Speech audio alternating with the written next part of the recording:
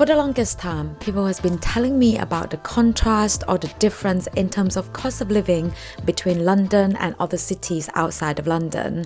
Now, I've been living in London for about 5 or 6 years now, and quite frankly, I'm starting to lose sense of how much things cost outside of London. So I think it would be a good idea to see how much you can actually get if you were to rent inside of London or outside of London. Let's say somewhere up north, if you're willing to pay £1,300 rent at the absolute maximum. And with that being said, let's just head up north, and I think maybe we should go to Newcastle. It's going to be quite a journey, so let's go. Are you helping me packing? Drizzle? Are you helping me packing?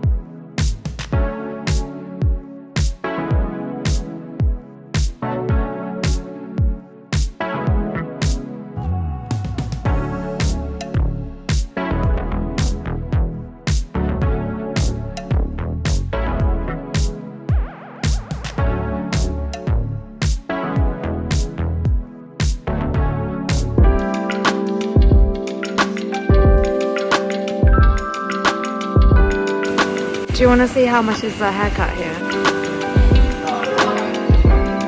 How much? 25. How much do you pay at Tony's? 10. Oh. 12.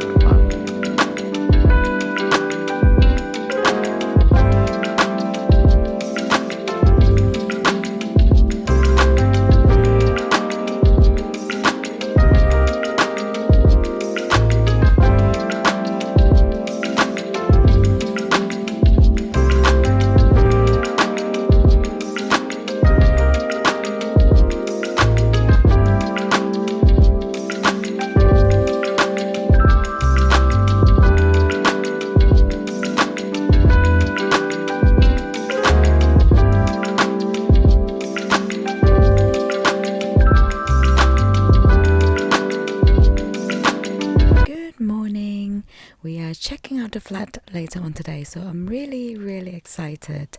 However, looking at the map, apparently there's a beach nearby, so I'm quite keen to check that out. Not really ready to get up yet. I am still a little bit tired. We should make a move, so let's check out the beach and then the flat.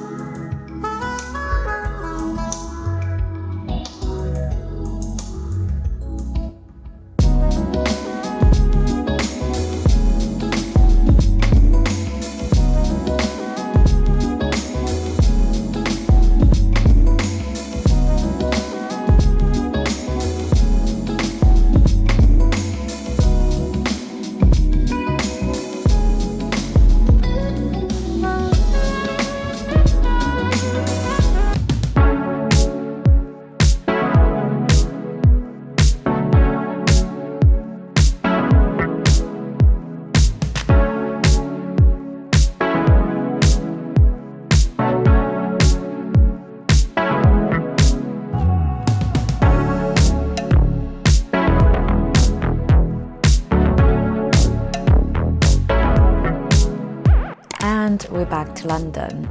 So what did I think about that place? I mean, it is really nice. As soon as we walked in, we were like, wow, for £12.50 you can get 2 bedrooms and 2 bathrooms and a little bit of a garden in Newcastle.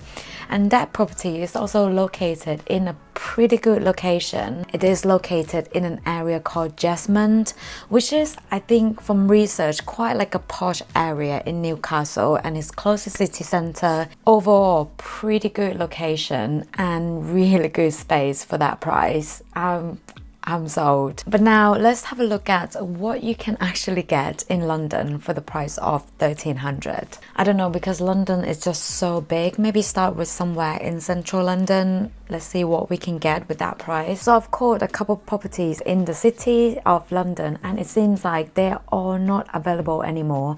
So they've been let and taken off the markets. So I think what I'll do now is to expand my search a little bit to a little bit further outside of the city centre of London, and we'll see what we can get.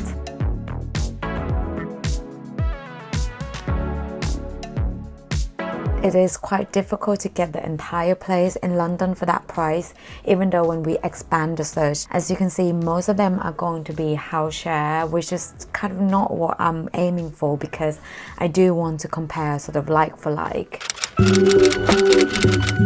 Okay, finally I found a place that is available in London, thank God. It is a studio and it's located in the northwest of London. The rent is £1,300 a month and it is less than half a mile walk to the nearest tube station. So really good location there. I've got a viewing for it next week, so I'm really excited to be looking at this property. So I'm getting ready for work, and the plan for today is that I will be going into the office and then right after work I will be commuting to view the property. The property is located in northwest area of London, is in West Hampstead area. I have never actually been to that area before, so it will be interesting to see what's around there and what the property looks like. The viewing appointment is at...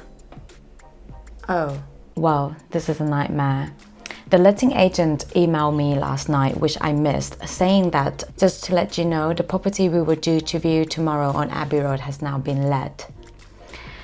So this left me in a bit of a situation because this is already Tuesday and I want to upload this video for Sunday. Now, in case you don't know, I have a full-time job, which means that I don't really have enough time now to be looking for another property, schedule another viewing. But I think what I will do is I will still upload this video anyway, because I think the information contained in this video is still beneficial and interesting. So in terms of a rent in London, if the maximum that you're looking to pay is around £1,300, then it will be quite difficult to get somewhere decent, let's say a one-bedroom flat or a studio in central London.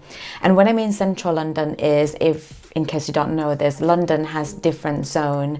So let's say there's zone 1 and that's kind of like a city center, and the higher number, let's say zone 4, zone 5, so that's kind of outer side of London. So if you're looking at zone 1 and zone 2, most likely with £1,300 rent, you're most likely going to get like a house share or flat share. Now if you want somewhere a bit more decent, somewhere where you can have a little bit more space to yourself, a little bit more privacy, then you are going to have to look for somewhere a bit outside of city center, or maybe going to Greater London. So that's the conclusion. Yes, you can definitely get much more space there up north of England comparing to London, but bear in mind that London is still one of the most expensive cities in the UK and even in Europe. And my personal honest opinion is that if you're looking to move to the UK, you don't really necessarily have to specifically look to move to London, because there are other great cities out there where you can rent for relatively cheap prices, and